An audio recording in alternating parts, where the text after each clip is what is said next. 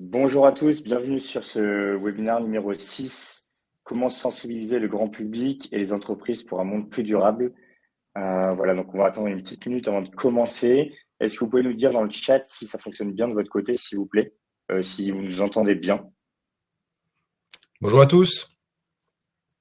Bonjour. Bonjour. Parfait, ça fonctionne bien. Génial. Écoutez, ravi de pouvoir faire ce webinaire aujourd'hui ensemble. On va commencer par se présenter rapidement.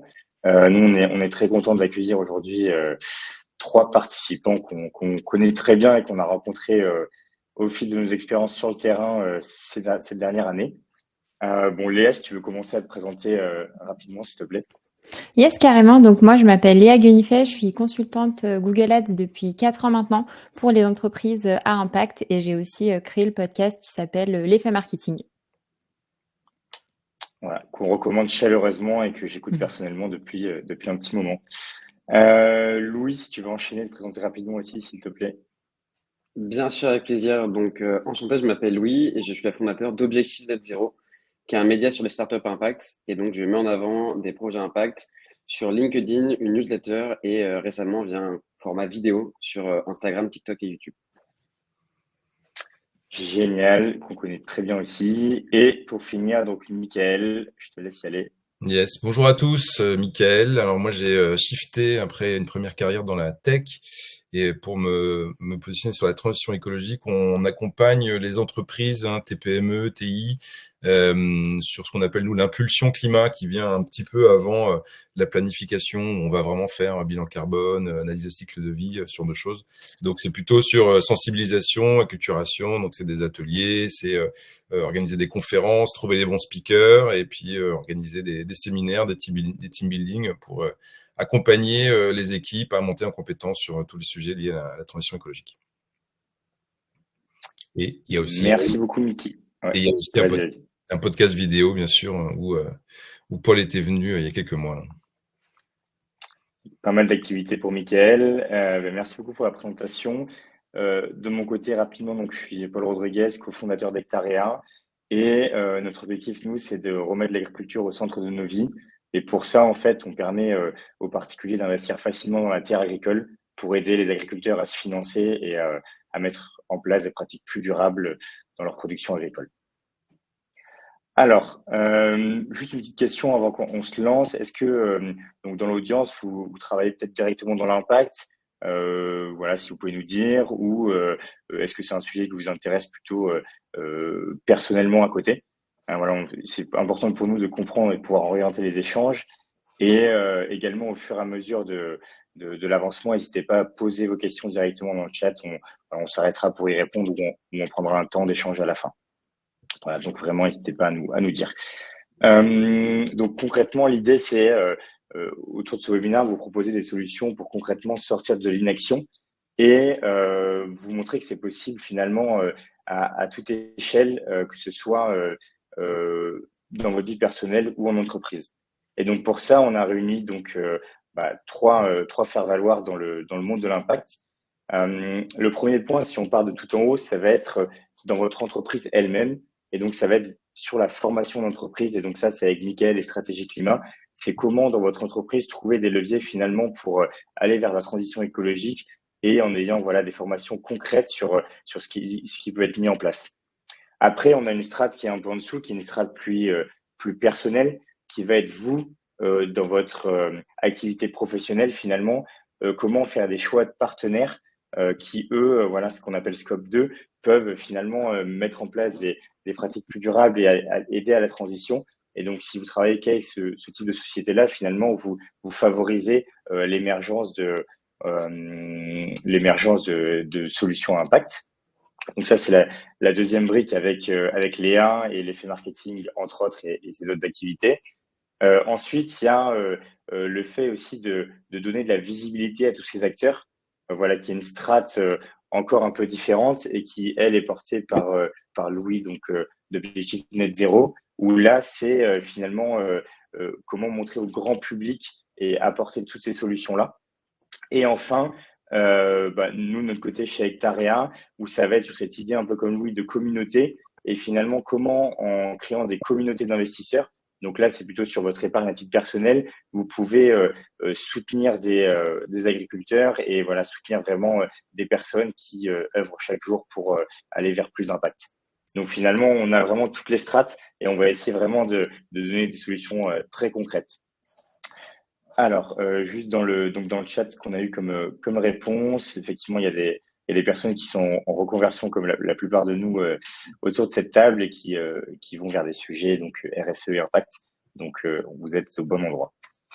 On va commencer du coup par Mickaël, s'il te plaît, si tu peux nous parler des leviers activables en entreprise pour la transition, s'il te plaît. Yes, merci Paul. Donc effectivement, moi très vite, quand j'ai shifté, je me suis intéressé à tous les sujets de formation parce que voilà, je me suis rendu compte que sans compréhension des sujets liés à la transition écologique, énergétique et sociale, c'est difficile d'aller chercher des budgets en entreprise, d'aller chercher des postes de gouvernance, même sur de la RSE, ce genre de choses. Donc très vite, moi je me suis donc moi-même formé. J'ai été chez Indigo qui proposait à l'époque une formation qui s'appelait pilote de la transition climat. Je crois qu'aujourd'hui, elle a évolué pour devenir un peu plus étoffée de ce que j'ai fait à l'époque. Mais en tout cas, ça m'a permis, moi, dans ma carrière, de vraiment mettre le pied à l'étrier, de comprendre les différents sujets, comprendre les différents métiers, de savoir un peu qu'est-ce que j'avais envie de faire. Et il y avait des gens qui étaient en entreprise qui ont fait cette formation-là et un peu dans la même logique. Est-ce que je vais verdir mon métier, entre guillemets, ou est-ce que je vais carrément changer de pratique et aller vers des choses qui vont être l'éco-conception, l'économie circulaire et tous les métiers qui gravitent autour de la transition écologique. Donc ça, c'est moi ma première expérience. Et dans la foulée, j'ai eu la chance extraordinaire d'accompagner un organisme de formation qui s'appelle Abilways. Et on a créé ensemble une offre qui s'appelle Nemetra, qui est vraiment à destination des entreprises, c'est du B2B, et qui regroupe aujourd'hui, je pense, une des plus grandes offres possibles sur la transition écologique. Il y a une soixantaine de formations qui va vraiment monter en compétence sur la partie RSE, les achats durables. Tout à l'heure, on a parlé d'éco-conception, d'économie circulaire, mais c'est aussi le bâtiment, l'énergie. Ce qui est passionnant avec la transition écologique, c'est que vraiment, ça touche tous les domaines. Donc, fort de cette expérience de 6 mois où on a vraiment proposé cette offre-là au niveau d'entreprise, moi je me suis vraiment immergé dans l'écosystème de formation.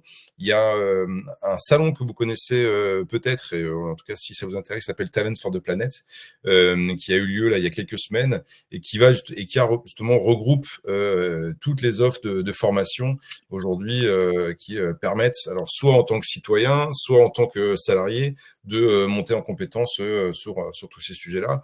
Donc, on a cité Indigo, on a cité Nemetra. Il y en a plein d'autres. Moi, j'aime bien EcoLearn.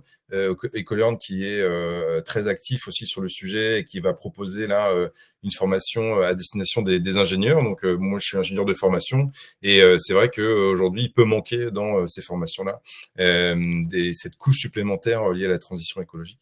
Donc ils vont, je ne sais pas si c'est déjà disponible, mais en tout cas ils vont le lancer à destination des ingénieurs. Et après vous avez les nouveaux géants, vous avez des écoles aussi. Alors c'est plus sur de l'initial comme la Green Management School ou Ecopia. Bref, aujourd'hui, vraiment, si on veut se former, il y a ce qu'il faut, et je pense que c'est vraiment une des premières étapes pour, en tout cas, casser un peu ce qui est un syndrome très classique en France, qui est le fameux syndrome de l'imposteur. Je pense que tous autour de ce webinaire, en tout cas, c'est quelque chose qui nous parle. Toujours en train de se dire mais est-ce que je suis pertinent, est-ce que je suis légitime, est-ce que je suis crédible et tout, etc. Faut quand même savoir que la transition écologique, bon, c'est un sujet qui est assez récent. Donc il y a effectivement des gens qui sont très très bons et qui sont très très on va dire impliqués dans ces sujets depuis 5, 10, 15 ans. Il faut pas se comparer à eux, il faut se comparer à tous les gens qui sont autour de nous pour pouvoir oui. Ouais, je coupe juste sur un point pour bien comprendre. J'avais déjà une question pour l'audience. Est-ce que vous avez fait finalement des formations, vous, à titre personnel ou via votre entreprise sur des sujets de transition écologique? Voilà, si vous pouvez nous partager ça et voilà, peut-être que pour certains membres, ils n'ont pas fait cette formation-là, ça pourrait être intéressant. Et Mickaël, une question pour toi pour bien comprendre. Ces formations, elles sont vraiment via l'entreprise ou c'est des formations qui sont à titre personnel à côté? Et voilà, et comment on peut finalement imbriquer ça dans des modèles d'affaires pour les entreprises pour qu'elles aient de la valeur, enfin qu'elles puissent créer de la valeur à partir de ça aussi et que ce soit gagnant-gagnant où il y a de la formation finalement pour le participant salarié et également que l'entreprise finalement puisse peut-être changer un peu son modèle et qu'il y ait de la valeur créée derrière. Yes, bien sûr. Bon, il y a aujourd'hui, ça dépend vraiment des entreprises et de la culture d'entreprise. On va pas se mentir, hein, c'est à l'image de la transition écologique. Il y a des entreprises qui, au sein de leur équipe dirigeante, ont une sensibilité et effectivement pensent que c'est un sujet prioritaire et vont investir. Et il y a aussi beaucoup d'entreprises qui aujourd'hui, en fait, vont laisser les salariés, comment dire, avec leur casquette de citoyens, se former, s'auto-former. Et voilà. Donc je pense que là-dessus, c'est encore aujourd'hui un peu en friche. Il y a quand même beaucoup de démarches qui sont à l'échelle du salarié, à l'échelle du citoyen, qui va aller chercher des nouvelles compétences, qui va aller chercher des nouvelles cultures, qui va ensuite l'amener dans l'entreprise et après pousser dans l'entreprise pour que les choses changent. Mais effectivement, on a quand même vu dans les entreprises des cas, et il y a des offres, hein, on a parlé des Metra, on parle des nouveaux géants, qui sont vraiment des entreprises pour aider les salariés à monter en compétences. Et dernière question avant qu'on passe à la suite. Une question de l'audience, du coup, si tu dois recommander une formation que tu as pu faire avant, toi, de proposer des formations et de créer des structures d'accompagnement des entreprises. Voilà, c'est une question qui est posée dans l'audience. Est-ce que tu en as juste une à me partager rapidement et on enchaîne, s'il te plaît?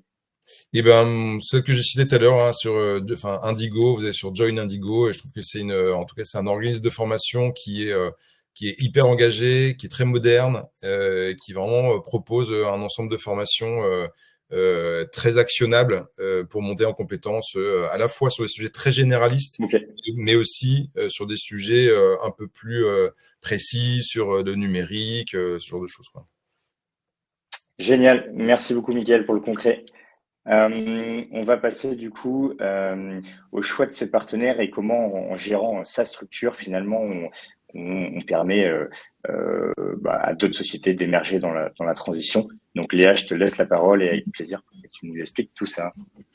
Yes, carrément, merci beaucoup. Donc, ouais, pour vous faire peut-être moi un petit topo sur mon parcours et peut-être que vous vous y retrouverez, soit parce que vous êtes déjà passé par là ou vous êtes en plein dedans. Moi, en fait, il y a 4 ans, je me suis lancée à mon compte. Donc, en fait, que je sois à mon compte ou salarié, peu importe. Plutôt la question que je me suis posée, c'était de me dire, ok, en fait, j'ai des compétences en marketing et plus précisément en publicité sur Google, donc ce que j'appelle Google Ads, et de se dire, bah ok, en fait, comment est-ce que ces compétences-là, je vais pouvoir les mettre au profit d'entreprises, de boîtes qui vont avoir du sens pour moi et qui vont avoir des valeurs qui sont finalement communes aux miennes, et comment est-ce que j'arrive à faire finalement le mix entre mes compétences et mes valeurs pour être bien alignée et finalement trouver ma place. Et c'est moi, en fait, comme ça que j'ai, de fil en aiguille, au début, je bossais pour tout type de boîte quand j'étais indépendante et même salariée avant. Et du coup, maintenant, l'idée, c'est vraiment de me dire, OK, je choisis en fait avec qui j'ai envie de bosser, et du coup, je vais privilégier, et même moi, dans mon cas, je travaille exclusivement avec des structures à impact, donc qui sont très engagées à la fois sur le volet social, le volet environnemental. Et du coup, je me dis que c'est déjà en apportant en choisissant ces boîtes-là en priorité, qu'on leur donne aussi plus de visibilité et qu'on les aide à grandir. Et du coup, moi, de par mon métier qui est le marketing, le fait de mettre mes compétences au profit de ces boîtes-là, bah, ça aide ces boîtes-là à grandir, à être de plus en plus reconnues et connues finalement par un maximum de monde. Donc ça, c'est une réflexion intéressante à avoir, de se dire, bah voilà, comment est-ce que je choisis mes partenaires, mes clients, la boîte dans laquelle j'ai envie de bosser en fonction de mes valeurs pour finalement me sentir pleinement alignée. Donc ça, c'était la première chose. Et après, moi, ce que j'ai fait en parallèle, mais toujours finalement dans cette veine-là, c'est que j'ai lancé un podcast qui s'appelle l'effet marketing.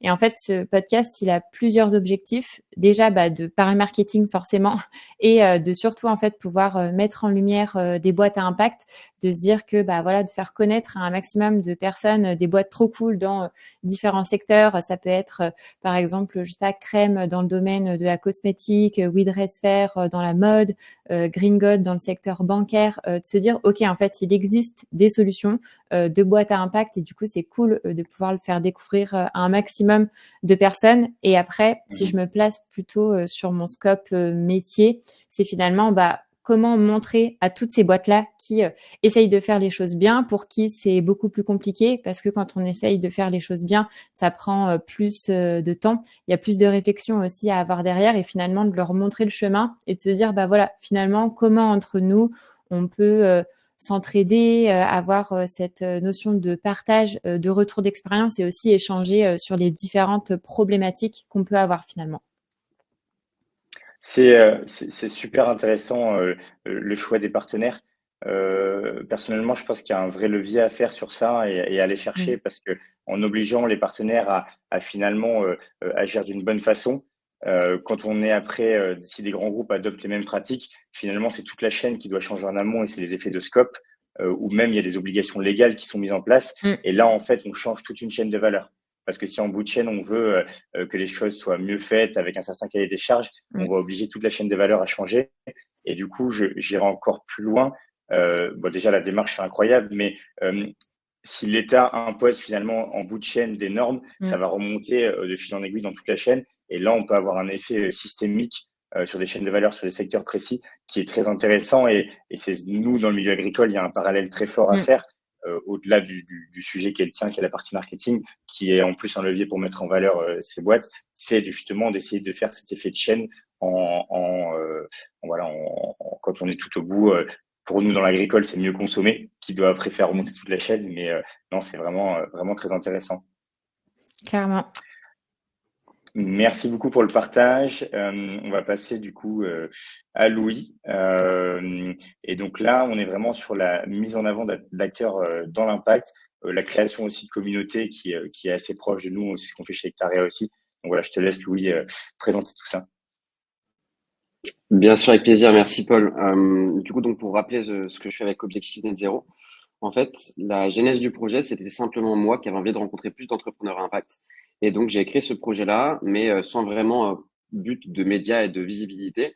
Et en fait, au fur et à mesure du temps, j'ai commencé à partager mes découvertes via des articles, les partager sur LinkedIn. Et j'ai vu que ça a commencé à intéresser de plus en plus de monde. Et donc, c'est là que j'ai décidé d'appeler ça un média et de pousser le plus de formats possible. Et aujourd'hui, mon but, c'est de mettre en avant ces projets impact pour deux raisons principales. La première, c'est donner de la visibilité à ces projets. Aujourd'hui, c'est une majorité de startups, et forcément, une startup, qu'elle soit impact ou non, c'est compliqué au départ. Et mon but, c'est vraiment d'essayer de leur donner un maximum de visibilité, parce que même si on parle de plus en plus d'impact aujourd'hui, il y a parfois des secteurs qui vont être compliqués à comprendre. Il faut donner des chiffres, il faut arriver à pousser certaines personnes qui sont habituées à certains formats traditionnels de s'intéresser de plus en plus à ces startups, et donc c'est mon but. Et la deuxième chose, c'est d'essayer de pousser au plus grand nombre, avec un format un peu B2C, de comprendre qu'il y a certaines choses qui sont possibles. Donc, il y a beaucoup notamment comme ce que fait Hectarea, de montrer que certaines personnes peuvent investir, peuvent soutenir les agriculteurs. Et in fine, ça peut aussi pousser des startups, des grands groupes à comprendre qu'il y a des choses à faire. Je te rejoins complètement sur ce que tu disais sur les effets de levier. Aujourd'hui, il y a de plus en plus de startups, d'organisations qui sont pas impact, mais qui peuvent agir pour être plus responsables. C'est pas parce que son modèle n'est pas impact directement qu'on peut pas agir en interne pour avoir une meilleure gouvernance, un meilleur impact social, un meilleur impact environnemental. Et mon but, c'est d'essayer de montrer qu'il y a de plus en plus de solutions qui existent. Et donc, via ces formats, d'arriver non seulement de donner de la visibilité à ces organisations, mais également de montrer aux particuliers et aux entreprises qu'elles peuvent agir au quotidien avec des actions simples dans différents sujets, dans la décarbonation, dans l'impact social, dans la mode. Il y a différentes choses, et aujourd'hui, c'est mon but avec Objectif Net Zéro. Et pour finir avec ce que tu disais sur le lancement de communauté, donc j'ai également lancé une communauté. En fait, au fur et à mesure de mon parcours avec Objectif Net Zéro, je recevais de plus en plus de demandes de mise en relation, en plus de demandes de visibilité. Donc ça pouvait être sur le côté professionnel, avec des investisseurs qui voulaient rencontrer des startups qui cherchaient des partenaires, ou même des particuliers qui voulaient en savoir plus sur les startups que je rencontrais. Et donc, je me suis dit, au lieu de faire les mises en relation à la main tout seul, autant essayer de créer une communauté. Aujourd'hui, c'est une communauté qui existe sur WhatsApp qui regroupe un peu plus de 1000 personnes. Et je trouve ça génial de voir la puissance de la communauté. On aura l'occasion d'en reparler un peu plus, mais c'est vrai de voir des particuliers qui vont changer de métier, ou alors qui vont transformer leur métier.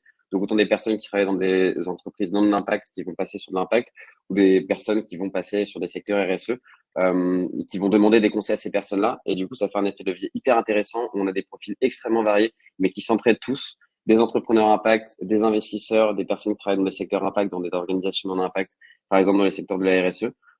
Et on voit aujourd'hui que l'effet de la communauté permet d'emmener de nombreux leviers avec des personnes qui vont pouvoir s'entraider parce qu'il y a des scientifiques qui ont des connaissances très pointues, des personnes qui, au contraire, ont des connaissances moins pointues mais sont prêtes à apprendre. Et moi, je trouve que le côté communauté est très intéressant et se lie au côté média. Et c'est ce que j'aime avec vous tous dans ce webinaire, c'est le fait qu'il y a un côté communauté, on a envie d'agir tous ensemble. Et ça permet en même temps, en rencontrant des personnes, de vouloir se pousser à mettre en avant certains projets-là qu'on n'aurait pas forcément rencontrés. Dans la communauté, on rencontre ces projets et via après ce qu'on fait, on a envie de les mettre en avant. Donc, je trouve que ces deux côtés-là sont assez complémentaires et c'est aujourd'hui ce que j'aime faire avec Objectif Net Zero. Et je confirme pour les mises en relation, je pense que tu as dû nous en faire 3-4 pour Hectarea. Donc, il y a vraiment un levier qui est fort et finalement, ça débouche sur des choses intéressantes. Ça débouche sur, comme tu dis, des projections, se projeter sur ce qu'a pu faire quelqu'un dans un autre secteur. Il y a tout le temps des parallèles à faire. On a des boîtes qui peuvent être un peu connexes, mais il y a souvent des parallèles à faire pour pouvoir nous aussi avancer dans une meilleure direction. Donc non, c'est vraiment, je pense, la chose à faire. Et en fait, c'est en faisant ça tous ensemble qu'on va aussi créer de la valeur pour les sociétés.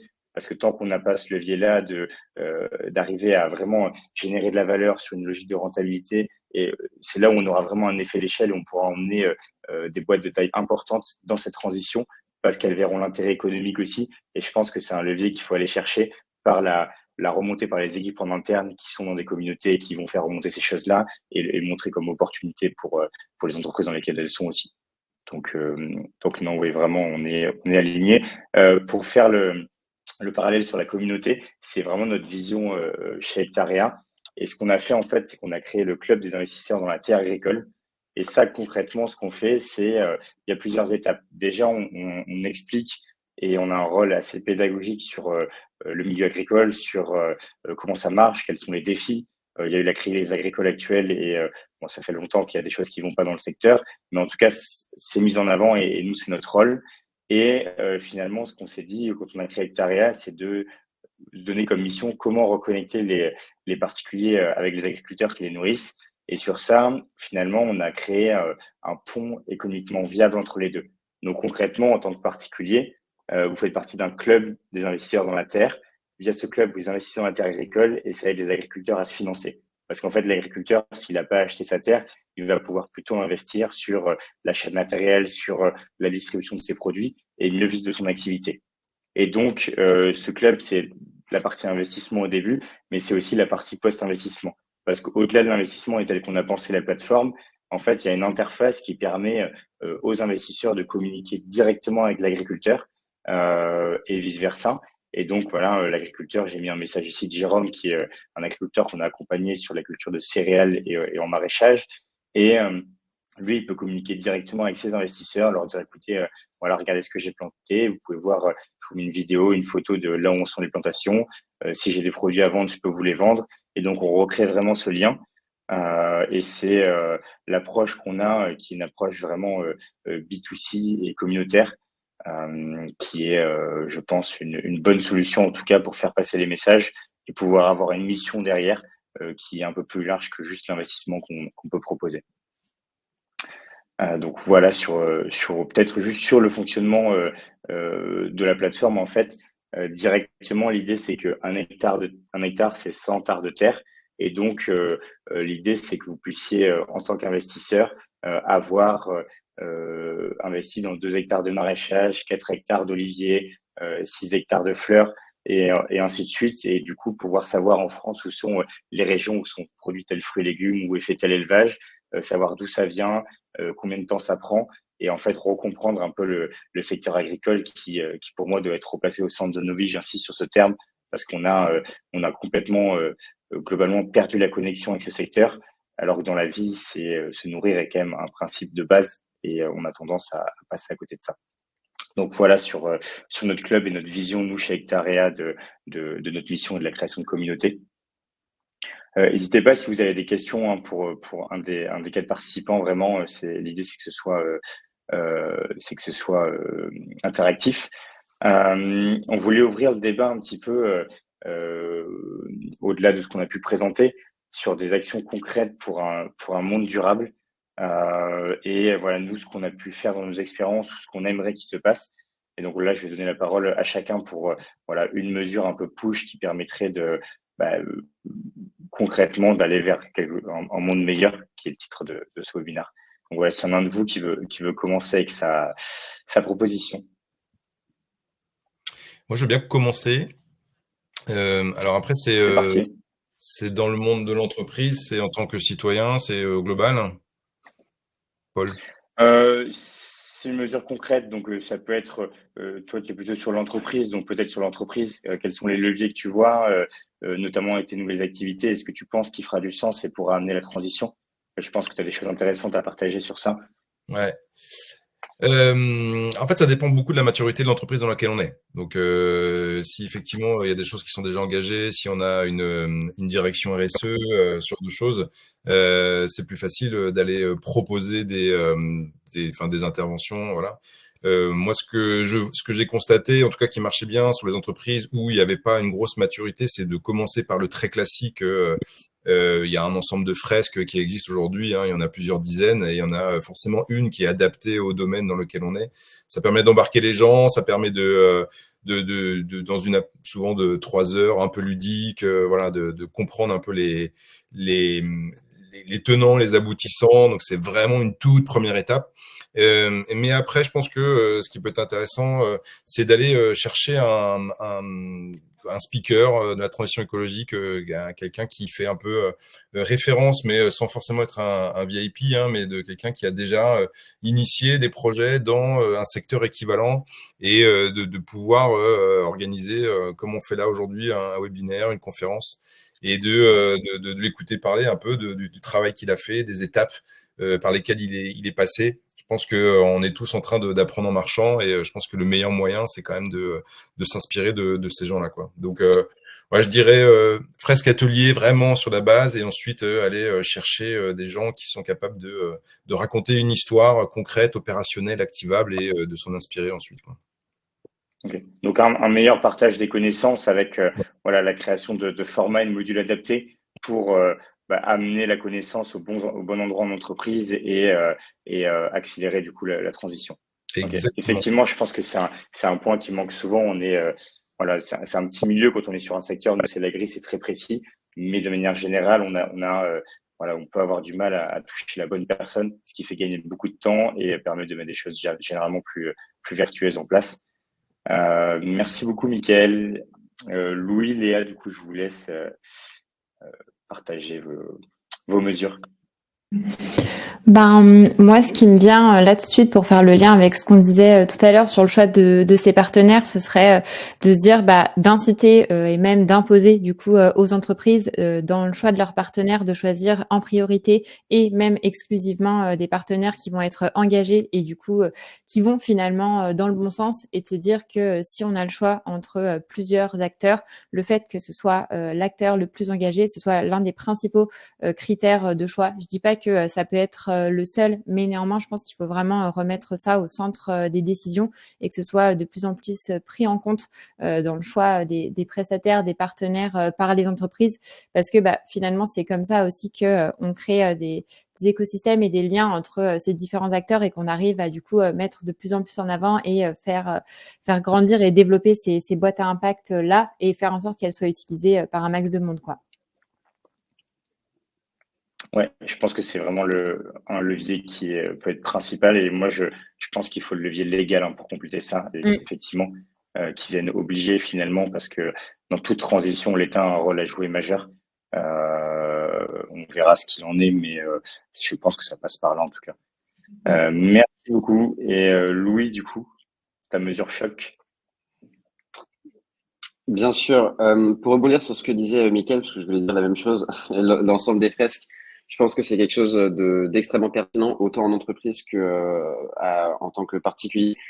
Avant de commencer, je pense que c'est important de comprendre. C'est vrai qu'évidemment qu'il y a des mesures auxquelles on pense tous qui sont pertinentes, mais c'est important de comprendre globalement comment ça fonctionne parce qu'on en a parlé, mais le dérèglement climatique, le monde durable, ces choses-là, c'est systémique. Donc, c'est pas uniquement lié à l'entreprise, lié à ses actions, mais c'est quelque chose de global. Donc, c'est important de comprendre les tenants et les aboutissants avant d'agir.